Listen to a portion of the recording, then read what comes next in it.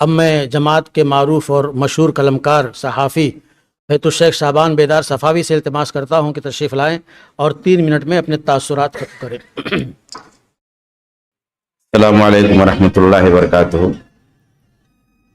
مسجد میں موجود اہل علم و دانش، مسجد کے ذمہ داران، صوبائی جمعیت کے کارکنان، اسٹیج پر تشریف فرما علماء کرام، امیر محترم شیخ عبدالسلام سلفی حفظہ اللہ۔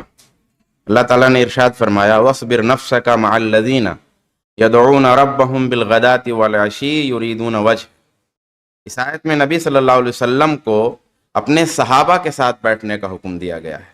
اس سے صالحین اور علماء و مشائخ کے ساتھ مل بیٹھنے کی اہمیت سمجھ میں آتی ہے، بلکہ مفضول علماء و صالحین کے ساتھ بھی، جیسا کہ کئی معتبر مفسرین نے اس جانب اشارہ کیا ہے۔ امام، داعی اور خطیب بطور خاص وہ لوگ جو گمنام ہیں لیکن اپنا کام کیے جا رہے ہیں، انتہائی اہمیت کے حامل ہیں۔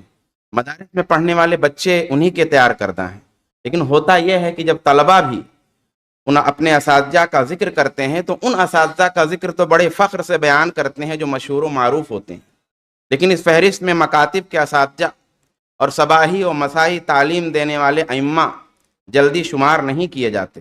دراصل یہ وہی گمنام مگر انتہائی باوقار مدرسین و دعات ہیں جو اس عہد کے اصل سپاہی ہیں۔ صوبائی جمعیت نے اگر اس اہمیت کو سمجھا ہے اور بار بار سمجھا ہے تو یہ بہت مبارک عمل ہے اور لائق تحسین ہے، کیونکہ آج سپاہیوں کی سب سے زیادہ ضرورت ہے۔ سپاہی ہیں تو قائد مل جائیں گے۔ عہد سلف کی سب سے بڑی خوبیوں میں ایک اہم ترین خوبی یہ تھی کہ وہ لوگ قیادت کی صلاحیتوں سے لیس ہونے کے باوجود موجودہ سپاہی بھی تھے۔ موجودہ زمانے کی پریشانی یہ ہے کہ ہر کوئی قائد ہے، سپاہی ذرا کم ملتے ہیں۔ تیسری اور آخری بات، سلفیت منہج سلف اور اس میں پختگی کا معاملہ الحمدللہ تفصیل سے سننے کو ملا۔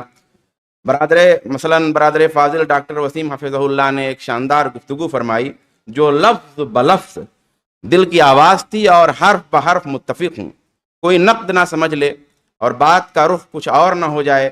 اس لیے میں اپنے محترم دوست کی گفتگو ہی سے جوڑ کر کسی اور کی گفتگو سے جوڑنے کے بجائے یہ بات کہنا چاہوں گا اور کہنے کی جسارت کروں گا کہ اہم تر بات یہ بھی ہے کہ اپنے افاضل اور مخلص علماء کی لغزشوں پر منہج کے نام سے بے محل اور غلط نقد انتشار کا باعث بنتا ہے اور تشویش کی ایک لہر دوڑ جاتی ہے کہ کہیں ہندوستان میں صرف 2.5 اہل حدیث تو نہیں ہیں۔ بعض دفعہ نوخیز اہل علم ذاتی مسائل میں منہج پر سوال اٹھا دینا سب سے اہم سمجھتے ہیں، حالانکہ بدعت جو سب سے سنگین مسئلہ ہے اس میں بھی تبدیعی کے ضوابط اس قدر پختہ ہیں کہ پڑھیے تو سمجھ میں آتا ہے ہمارے اکابرین اور امت کے سلف کس قدر بصیرت اور گہرائی کے حامل تھے۔ ہندوستان کی تاریخ میں علماء اہل حدیث کی ایک تاریخ رہی ہے، اور 1 منٹ اور لوں گا، اور تمام باطل افکار پر رد کی بھی تاریخ رہی ہے۔ کون سا وہ فتنہ ہے جس کا علماء اہل حدیث نے تعاقب نہیں کیا ہے؟ اسے پیش نگاہ رکھنا ضروری ہے۔ یہ کوئی خیالی بات نہیں ہے، میں نے کئی اہل علم کی زبان سے یہ بات اپنے گنہگار کانوں سے سنی ہے کہ تحفہ جیسی شروحات تو عربوں کی عام شروحات میں موجود ہیں، یا کتنے تعلیمی مرحلہ کے لیے لکھے گئے رسائل میں ایسا علم بھرا پڑا ہے۔ یہ کوئی چیز نہیں ہے، دراصل یہ چیز بھی منہج سلف کے خلاف ہے۔ اور اہم پہلو یہ کیا ہے، ایک ہے تحذیر اور دوسرا ہے میدان عمل میں اتر کر منہج سلف کے مخالفین کا جواب۔ بعض دفعہ گمان یہ ہوتا ہے کہ کچھ لوگ صرف تحذیر کرتے ہیں مگر مخالفین کے افکار کا جواب اور ان سے مقابلہ آرائی میں ان کا کوئی کردار نہیں ہوتا، بلکہ بعض دفعہ محنت کرنے والوں کی حوصلہ شکنی کرتے ہیں۔ ان تمام باتوں کے باوجود مقصد بالکل یہ نہیں ہے کہ منہج سلف پر الغار کی جدید، پرفتن، گہری اور خطرناک صورت کو نظر انداز کر دیا جائے۔ بطور خاص اہل حدیث نما خونچیوں کو بالکل نہیں نظر انداز کرنا چاہیے، ان سے متنبع رہنے کی ضرورت ہے۔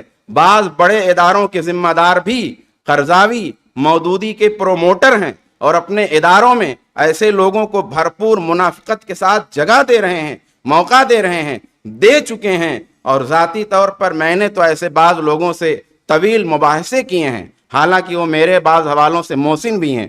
تو ایسا نہیں ہے کہ فتنہ موجود نہیں ہے، یہ فتنہ موجود ہے، لیکن اہم بات یہ ہے انما یخشی اللہ من عبادہ العلماء۔ صرف علم، صرف کتاب لکھ دینا، مقرر ہو جانا بہت بڑا، فلاں صاحب کا بہت بڑا نام ہے، دنیا میں ہو سکتا ہے بہت بڑا نام ہو، لیکن عرش پر کتنا نام ہے یہ بات بھی ہمیں پیش نظر رکھنے کی ضرورت ہے۔ اللہ تبارک و تعالی ہم سب کو خلوص عطا فرمائے، آمین۔ والسلام علیکم ورحمۃ اللہ وبرکاتہ۔